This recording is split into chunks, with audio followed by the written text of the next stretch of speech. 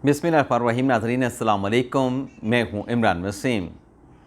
नाज़रीन, election commission 90 रोज़ में इंतखाबात क्यों नहीं करवा रहा और इलेक्शन कमीशन ने यह फ़ैसला क्यों किया कि पहले हल्का बंदियाँ करवाई जाएँ और फिर अगले 90 रोज़ में मुल्क में इंतखाबात की तारीख़ और इंतखाबात की पोलिंग करवा दी जाएगी।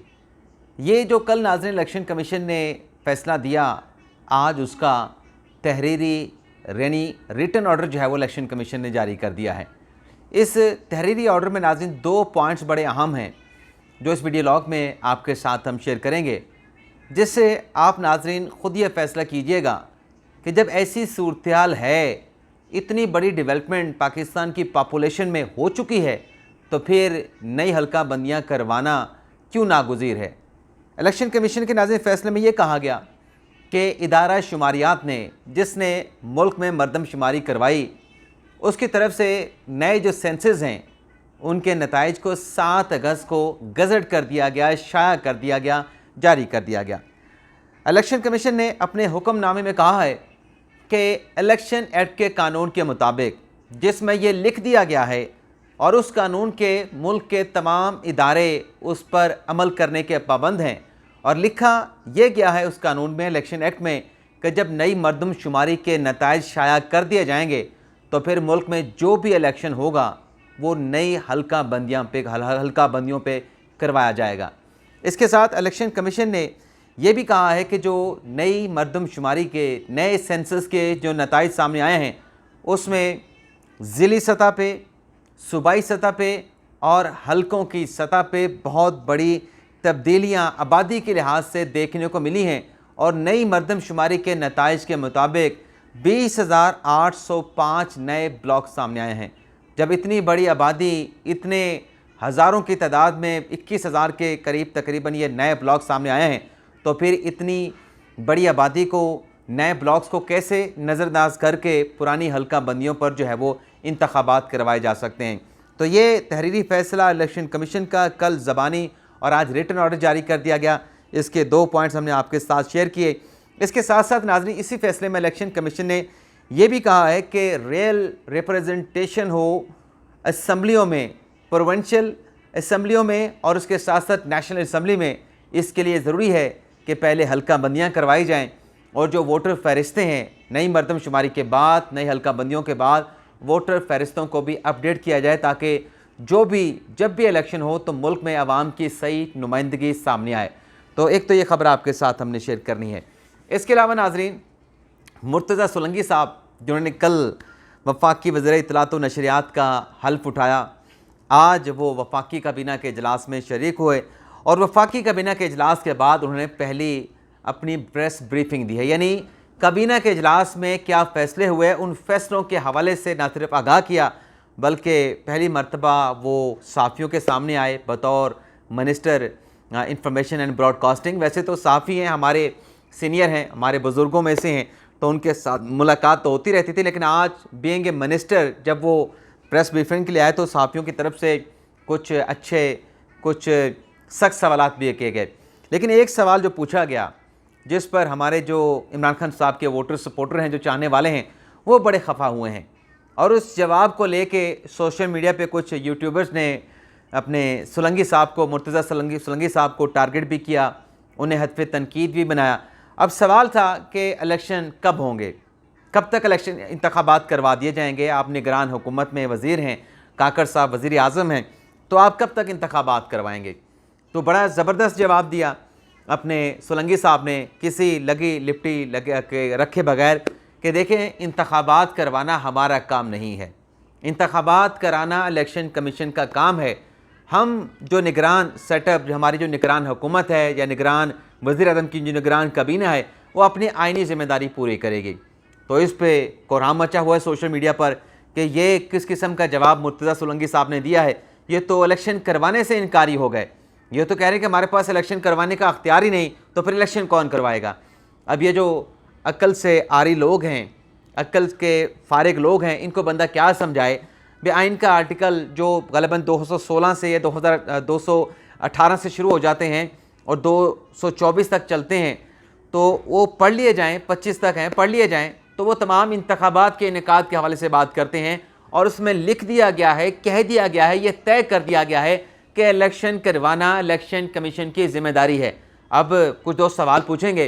तो फिर ये निगरान सेटअप, ये निगरान वज़ीर आज़म, ये इतनी बड़ी निगरान काबीना, वैसे इतनी बड़ी नहीं, जो इलेक्शन जितनी भी है ये इसलिए कि ये किस लिए लाई गई है, ये अगर इन्होंने इलेक्शन नहीं करवाना तो इन्हें किस लिए लाया गया है, ये इसलिए लाए गए हैं, निगरान वज़ीर आज़म हो, निगरान काबीना हो, इनके लाने का मकसद ये है कि हुकूमती अमूर भी साथ साथ चल रहे हैं, सिर्फ इलेक्शन नहीं होना। एक तो ये हुकूमती अमूर चलाएंगे, उसके साथ साथ इलेक्शन कमीशन जिसने हल्का बंदियाँ करनी हैं पहले उनके अपने फैसले के मुताबिक, और फिर उसने इलेक्शन करवाना है, इस तमाम प्रोसेस में उनको जो भी मामनत एक निगरान हुकूमत से दरकार होगी, वो तमाम सपोर्ट, वो तमाम जो मदद है वो निगरान सेटअप, निगरान वज़ीर आज़म, निगरान वजारतों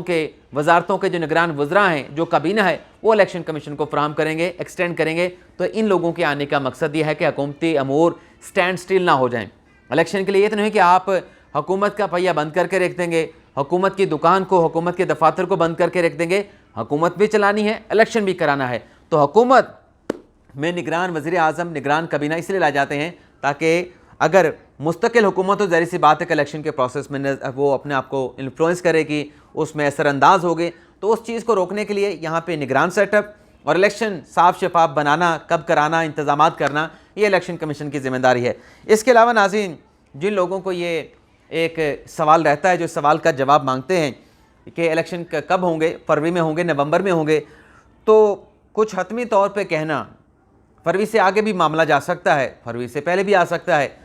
लेकिन इस पे शहबाज शरीफ साहब ने जो ये सवाल पूछना चाहते हैं, शहबाज शरीफ साहब ने सवाल का जवाब दिया है जी न्यूज़ के साथ गुफ्तगू करते हुए। शहबाज शरीफ साहब इतने क्या कहते हैं कि पुरज़म क्यों हैं, इतनी उन्हें इस बात की यकीन क्यों है कि इलेक्शन हो जाएंगे और वक्त पे हो जाएंगे, ये तो उनके पास ही इंफॉर्मेशन होगी। लेकिन कहा उन्होंने ये है कि हर सूरत जो इंतखाबात हैं, आम इंतखाबात हैं, वो वक्त पे होंगे। और साथ में उन्होंने कहा कि अगर मैंडेट मिला तो नवाज़ शरीफ वज़ीर आज़म होंगे, मैं तो नवाज़ शरीफ का कारकुन हूँ।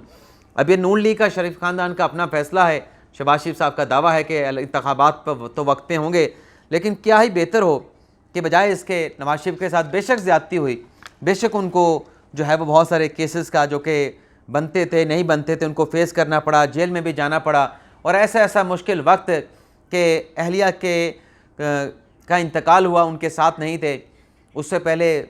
माजी में जब वालदा के साथ हुआ, वालिद के साथ हुआ, तब भी उनके साथ जो कुछ भी हुआ, लेकिन उसके बावजूद मेरे ख्याल से अब जिस नहज के ऊपर,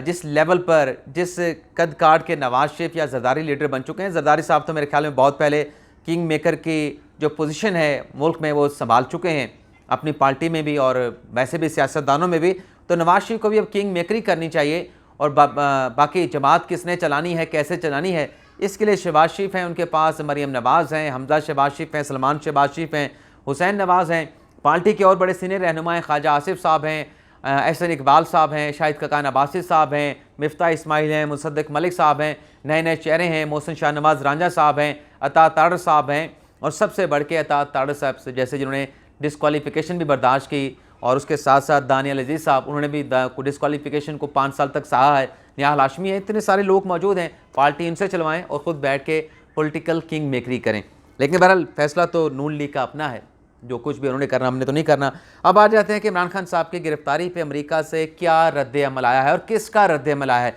इस पे आने से पहले नाज़रीन, बुशरा बीबी साहबा, ज़ाहिर सी बात है उनका ताल्लुक भी चेयरमैन PTI इमरान खान साहब से है। उनके जो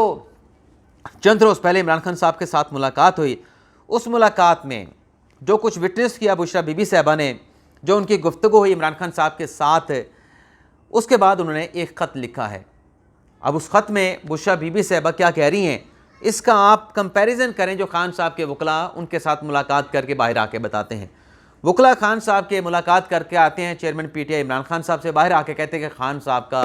जो मोराल है बड़ा हाई है। खान साहब कहते हैं मुझे इससे भी D कैटेगरी में रख दें, मैं 1000 साल भी जेल में रहूं, लेकिन मैं किसी किस्म की कंसेशन, किसी किस्म की बेटर क्लास नहीं मांगूंगा, मैं डट के मुकाबला करूंगा। तो बुशरा बीबी साहबा ने खान साहब से मुलाकात करके आई हैं, उन्होंने बाकायदा तौर पे एक ख़त लिख दिया है जिसका पर्चा आउट हो गया है। उस ख़त में बुशरा बीबी साहबा ने इमरान खान साहब के लिए बेटर क्लास B क्लास मांग ली है। और बुशरा बीबी उस ख़त में कहती हैं कि इमरान खान साहब, उनके शौहर जो हैं वो ऑक्सफोर्ड के तालीम याफ्ता हैं, साबिक कप्तान है पाकिस्तान क्रिकेट टीम के, और हुकूमत में आला ओहदे पर रहे, यानी साबिक वज़ीर आज़म हैं। उनको जो सहूलियात आइन और कानून के मुताबिक मिलनी चाहिए वो नहीं दी जा रही। साथ में उन्होंने कहा कि जेल में इमरान खान साहब को जहर देने का ख़तरा भी है, तो उन्हें जो जेल में खाना दिया जाता है वो देने के बजाय घर का खाना देने की इजाज़त दी जाए। और साथ में कहा कि ज़ाती मालिक जो इमरान खान साहब का है, डॉक्टर फैसल, उन्हें इमरान खान साहब का एग्ज़ामिनेशन, मेडिकल एग्ज़ामिनेशन करने की भी इजाज़त दी जाए। तो ये ख़त एक तरफ, और दूसरी तरफ जो एक और अहम बात उस लेटर में लिखी बुशरा बीबी साहबा ने, कि खान साहब के साथ जो कुछ हुआ, जो उनको सहूलियत फ़राहम नहीं की जा रही, जो जिसके वो इंटाइटल थे, वो क्यों नहीं दी गई, उनको बेटर क्लास क्यों नहीं मिली, बी क्लास क्यों नहीं दी गई, इसकी इंक्वायरी कराई जाए। अब बुशरा बीबी साहबा से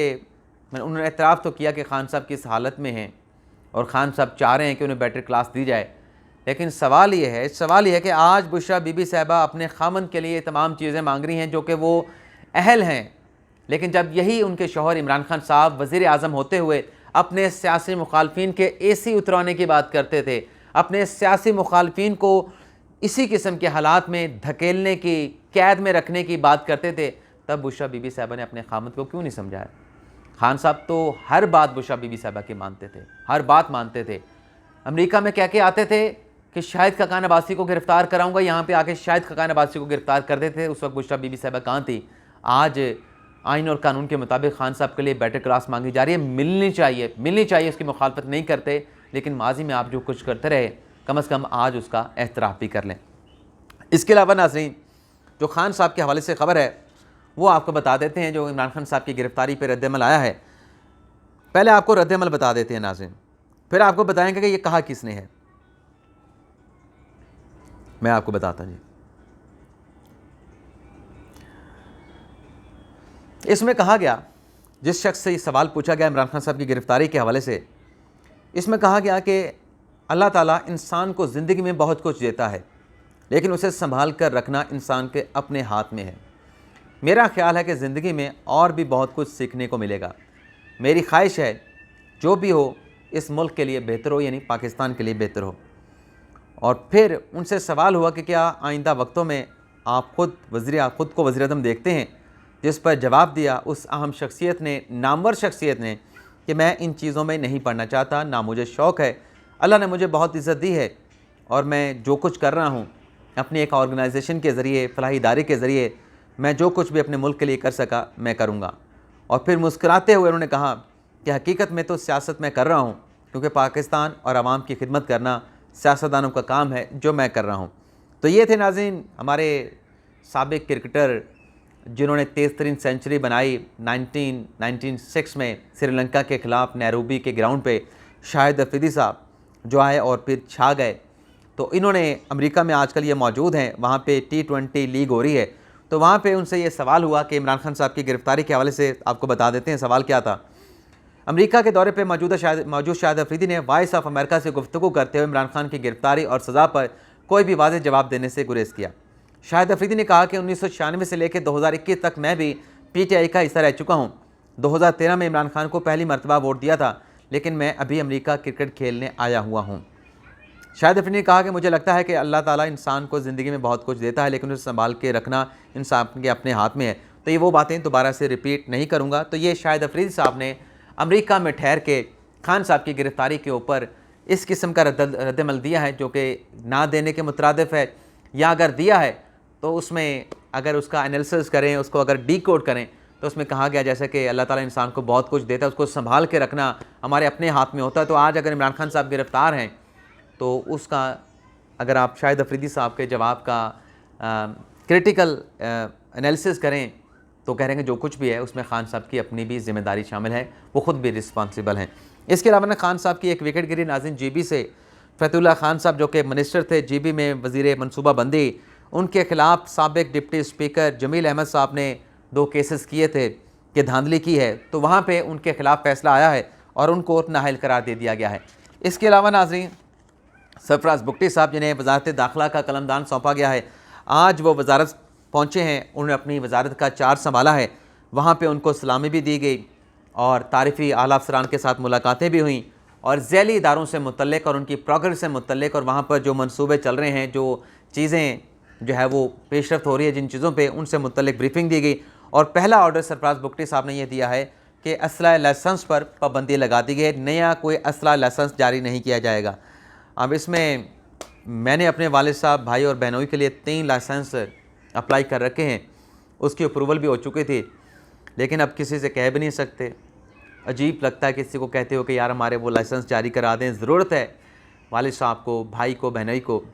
लेकिन चलें, जब खुलेंगे तब अल्लाह करेगा बग़ैर सिफारिश के निकल आएंगे। इजाज़त चाहते हैं, अल्लाह हाफ़िज़।